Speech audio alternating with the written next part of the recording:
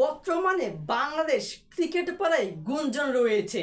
Bangladesh cricket board অর্থাৎ বিসিবির president Faruk Ahmed বিসিবির ফিক্সড ডিপোজিট থেকে 120 কোটি টাকা সরিয়ে ফেলেছেন। তবে সেটা 120 কোটি নয়, প্রায় 250 কোটি টাকা তিনি সরিয়ে ফেলেছেন বিসিবির ফিক্সড ডিপোজিট থেকে। এবং তিনি কিভাবে এই 250 কোটি টাকা বিসিবি থেকে সরিয়েছে সেটার ব্যাখ্যা এই সভাপতি ফারুক আহমেদ নিজে দিয়েছেন একটা প্রতিবেদনের সাক্ষাৎকারে।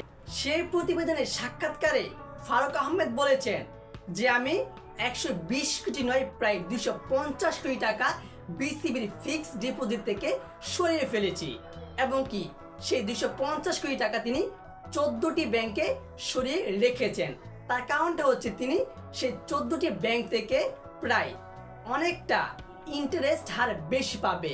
আর ইন্টারেস্ট হার বেশি পেলে বাংলাদেশ ক্রিকেট বোর্ডে যে 250 কোটি টাকা সে ব্যাংকগুলোতে রেখেছে, সে 250 কোটি টাকার অঙ্কটা বেড়ে যাবে অনেক টাকাতে, যার কারণে ইন্টারেস্ট হার বেশি থাকায় বিসিবি সভাপতি ফারুক আহমেদ সে 250 কোটি টাকা তিনি সেখান থেকে সরিয়ে ফেলেছেন 14টি ব্যাংকে। এবং তাকে এটাও প্রশ্ন করা হয়েছিল যে আপনি প্রায় 250 কোটি টাকা সরিয়েছেন আপনি কাউকে না জেনে গোপনে।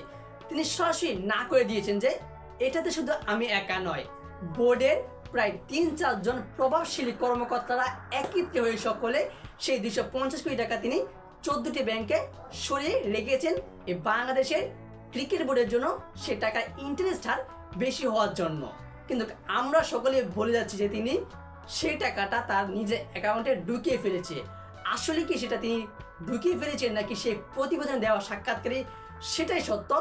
দর্শক, এই বিষয়ে আপনার গুরুত্বপূর্ণ মতামতটি জানিয়ে দিবেন কমেন্ট বক্সে। আর অবশ্যই ভিডিওটিতে লাইক দিয়ে সাবস্ক্রাইব করে আমাদের পাশেই থাকবেন। ধন্যবাদ।